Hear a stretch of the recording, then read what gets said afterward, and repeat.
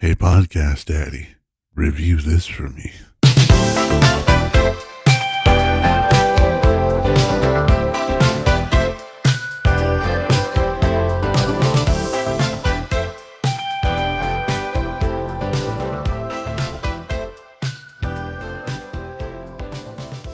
Ladies and gentlemen, it's very rare in this day and age that a video game series captures what you felt like. I mean, honestly, what I felt like as a kid playing video games.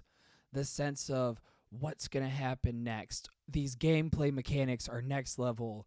I want to play every single game in the series. I cannot tell you the last time that I looked at a whole series of a video game and played every single title back to back to back with no signs of slowing down, wanting to 100% every single game. Never has a series captivated me like this. But then I thought to myself, I heard a lot of people talking about Yakuza.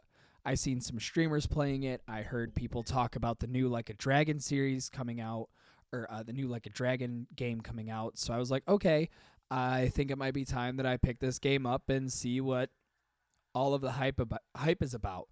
The first one I played was Yakuza 0. Unfortunately, that one I don't recall much. I just remember the story being super long and it being set in Japan's economic pop. That's the most I can remember from it. So, but still a great, and that was the kicker. Is Yakuza 0 wasn't even the official first game. That's the motherfuckers. I think that's the one thing I can say I don't like. The list is small, but they do exist. I'm not just gonna sit here and the fucking game the entire podcast. No, that's not what I'm doing. Obviously, even something like this does have its flaws. One of the things I just didn't like was that it did the 1, 2, 3, 4, make 0 because we're still working on this, and then finish the series off. It's like we could have started this from the very beginning, like Yakuza 0 coming out, and we could have been totally cool that entire thing. But then you think about it, and you're like, well, if they would have done that, then it would have just been another 1, 2, and fucking 3. It would have been another 3 that made. Oh, okay, gonna stop because when I get to 3, I got my beefs with 3, and that's where a lot of them start. So we'll start with Yakuza 1. Now, mind you, I didn't play Yakuza 1 for the PS2. I think it was what it was for. I played Yakuza Kiwami. It was the remastered version. All of the tweaks in the combat got fixed. I guess a bunch of other things like the minigames and stuff got fixed. Awesome. Cool. I'm glad I played that version because I think if I had played the other one, would not have gotten that far in it. So how I want to do this is I want to kind of give like what I liked most about the game, and then of course my dislikes as well. So let's start with the likes because this was the first entry, so I feel like I want to start off strong with it. My biggest, what I love the most about this game, and this will just be a consistent theme throughout the entire thing, is I love the story, which is very odd because I have never been an action connoisseur. If it wasn't manga or it wasn't comic books, could give a sweet California fuck less about action. It's boring to me. It's boring. It's repetitive, and I think a lot of it takes itself way too seriously. Like writing this deep political story that has everybody thinking by the time they got out of the theater and thought, wow, I can't believe Ass Smashers 96 really said that. They must be the first movie to ever think that. Like when you start taking yourself too seriously, I lose all interest. But this game, Yakuza Kiwami, took that schlocky Yakuza action and made it entertaining. But I think it's because it knew it was goofy. It knew it wasn't going for the most serious story to ever exist. And it's obvious throughout every single mini game that you play. This game does not take itself seriously. So with finding spoilers for a lot of these if you haven't played, which I recommend go play. Like even listening to this, I recommend go play these. But with Kiru finding a baby, figuring out that he's this orphan child and that one of the patriarchs of the Yakuza took care of him. Then at the very end, right before this story plot, when I seen it, I thought we really took one of the main people in this entire fucking story, gave him a my parents were killed subplot, not even a subplot, just kind of like character development, and then decided to be like, yo, the guy that raised you your entire life killed your parents, bro. You get no answers beyond that. That is cut, dry, it. And you're like, I get no other responses. I get nothing else told to me, like, why did they get killed? What motives do they have? Because I feel like this is a fucking game that would do that. That would go into those deep details about why something happened. Because it does with every fucking thing else in this series. So I don't know why that was the one that we decided just to be like, nope. Nobody else was there. Nobody else has recollection of how this happened. The dude who did died, and that is it. Finite. And it's just cheesy action movie shit like that I can dig because it knows it's not serious. It is PS2 level writing is what it is. And I'm not mad with it because there's nothing to be mad about it with. It knows what it does, and it do what it do. The combat. It may be a remaster. I will say this, the combat is one of my problems with it. The combat is definitely one of the problems with it, and I hate it. But there could be a lot more general tweaking. Like it's a beat 'em up, so you kind of get those combos that you go to swing, and obviously you're not going to hit your opponent because then the game would actually be easy, and who wants that? But like you'll swing to the left, and the guy who you're trying to fight will pivot completely 180 right behind you in that small span, and all of a sudden you're in an infinite combo that you're can't even get out of. Because why? If you land a punch, you might as well just get fucked. Like you're not going to land one. I don't know why you're trying. You're making everybody sad watching these combos. So the fighting, beyond the heat actions, they're good. They're good. They're okay. It's really all I can say. They're okay. Then the last thing is the graphics. Now, obviously, I played Kiwami, which is a remaster.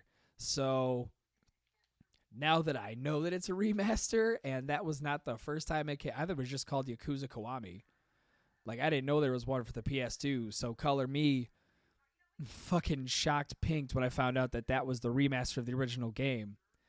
So I feel bad because when I originally talked about it the first time, I said, okay, I don't like how small everything feels, how compact it feels. There's and I understand that it's Tokyo, but if it's supposed to be set in Tokyo, don't you think that the streets would be a little bit more packed than maybe a max of, 50 people? Like, we couldn't put that in the original code, but when we go to cutscenes, all of a sudden everybody and their mother is out on a Monday? Like, sure. Wait, I guess it works. I guess that's something you could possibly consider. That's really all it is. Like, you can consider there's that many people, but then you think about it and you're like, wow, they just said fuck this, didn't they? Okay. So the scenery and the background, like, yeah, it's beautiful looking, but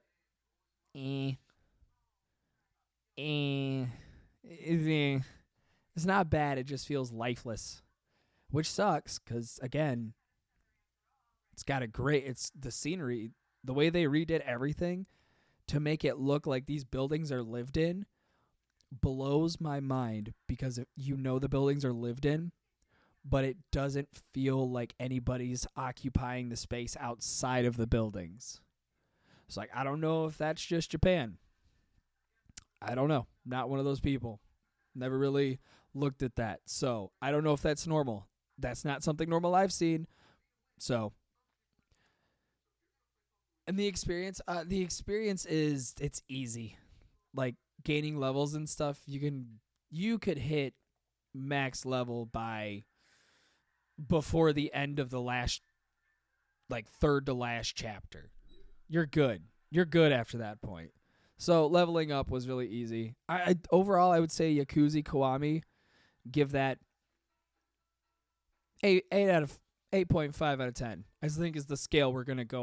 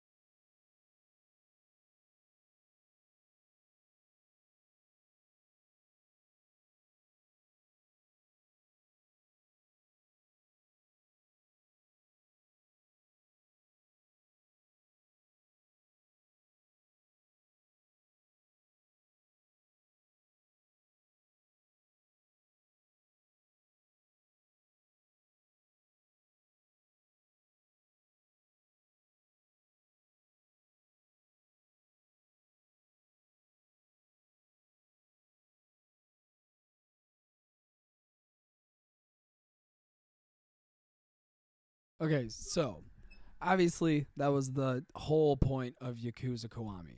Yakuza Kiwami 2, it this one's not going to be so long-winded cuz like it's one of those that it happened. The story was there.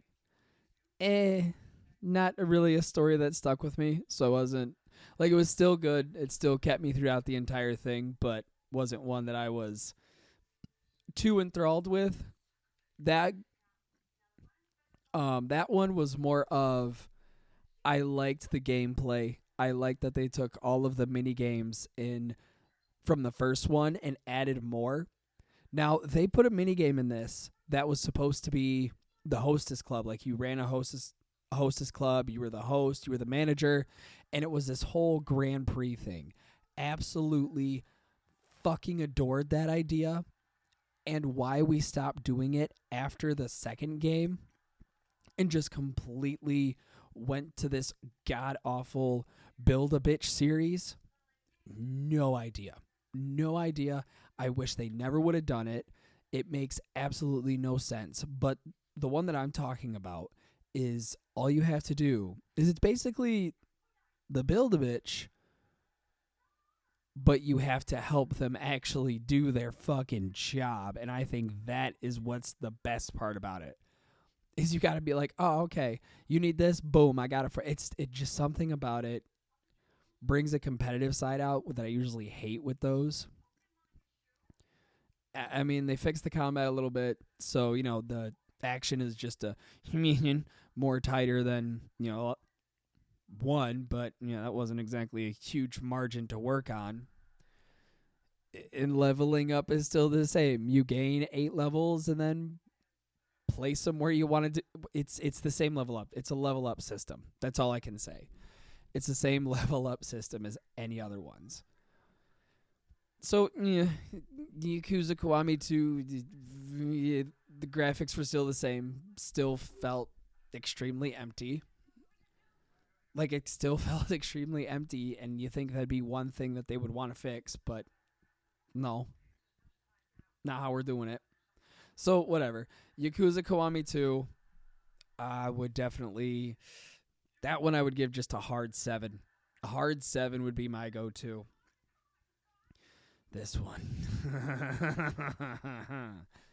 This fucking game. Yakuza 3. I have never... So, in my life, I have done the... If I'm going to judge it, I need to at least get 30 hours into something. Like, I need 30 hours dedicated into something to be able to judge. I feel like I've earned enough time in it to judge it properly. This was the first game where I got maybe 3 hours in, and I went to my files, deleted it, never had any fucking oomph to pull it back up. I mean, I disliked this game so much, I didn't finish it. I didn't look up no guides on how to do anything. I just straight up said, nope, I am not fucking doing this. There is so many things that I dislike compared to what I like, and that is a large fucking margin of how much I dislike this compared to all of them. I'm on 5 right now, and this one that was the one where I was like, you know what, if I stopped right here, like if I didn't know that this got so much better, I would definitely just stop this game here. Now a lot of people might be thinking, well, podcast, what exactly is so wrong with this that you have to not only stop, but look up a story guide online just so you're able to at least catch up and not miss anything when you go into 4. Story-wise, I don't know what it is, but playing a fucking babysitter just doesn't sound fun. I get Kiryu is supposed to be a changed man in this one. He's supposed to be the big guy turned into a softie. Now he's running an orphanage just like, he lived in. I understand the plot point. Could give a fuck less about it. I do not care. Yes, we may have had Haruka, doing a little bit more in the story than what she has. Like actually kind of being a character instead of just being the kid you kind of have to make sure doesn't die is nice. That's about the most nicest part of it.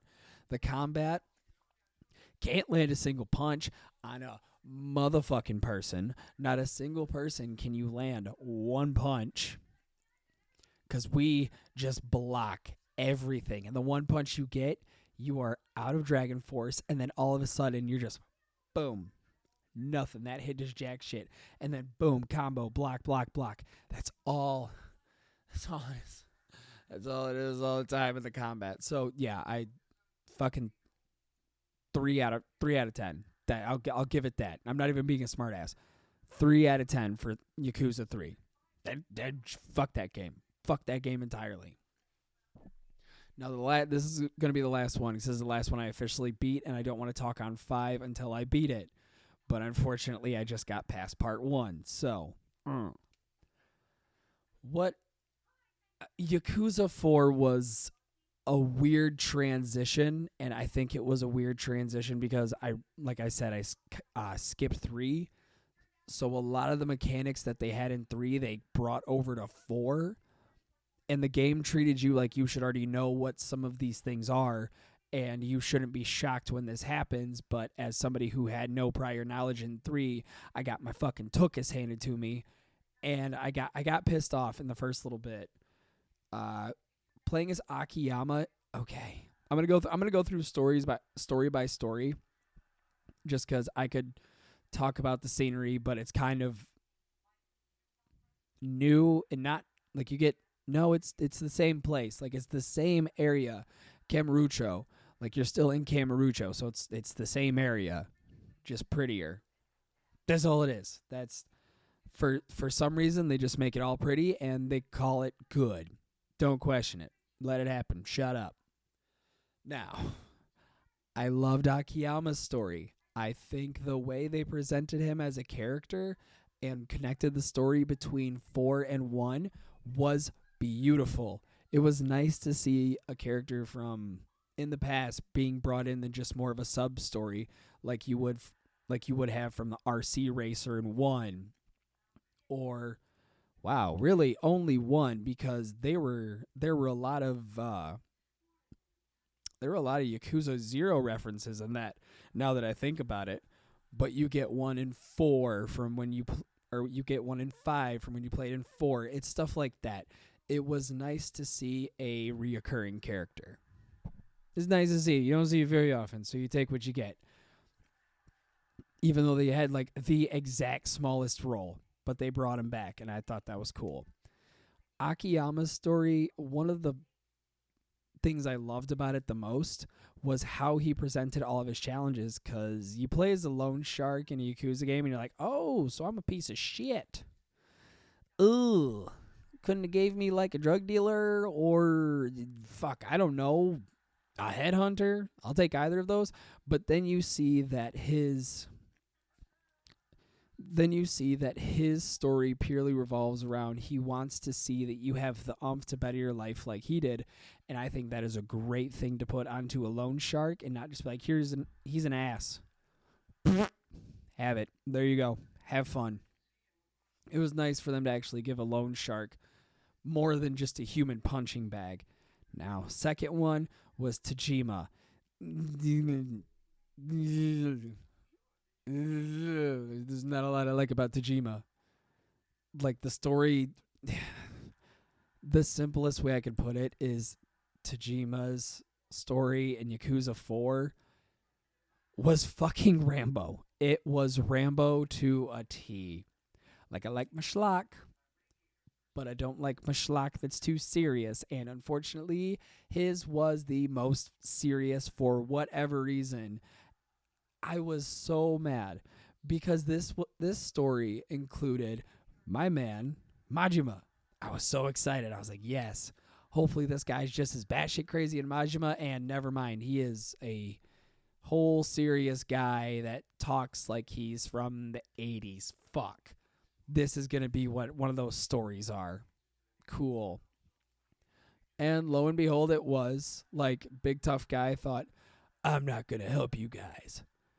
Oh, I had a realization at the end, and now I'm going to help all of you guys defeat the 4 baddies. And you're like, oh, wow, didn't fucking see that coming from 2 miles away, but sure. Okay, yeah, that totally makes sense. Let's have more of it. And that his story did not stand out. I feel like a bad fan, but I can't remember the third guy because I know it goes Akiyama, Tajima, blank, Kiru, final. Can't remember the third guy's name. You played as a hustling cop. I don't know what you want me to say about this that makes it stand out to the other ones. Like, the story was kind of lame, wasn't bad, but it was just like, well, okay, that's cool. Like, you avenged your dad. No, you didn't. Yes, you did. Did you? I'm trying to figure out if you did or not. I've been trying to think about that for the last 85 minutes, but I keep getting told about crimes that are happening 4 fucking streets down. So I got to go pay attention to that while I'm getting exposition being yelled at me. Where do you want me to sit on the line? So I'm happy that the stories, all in all, hit 2 for 2. 2 of them were great. 2 of them were, what the fuck?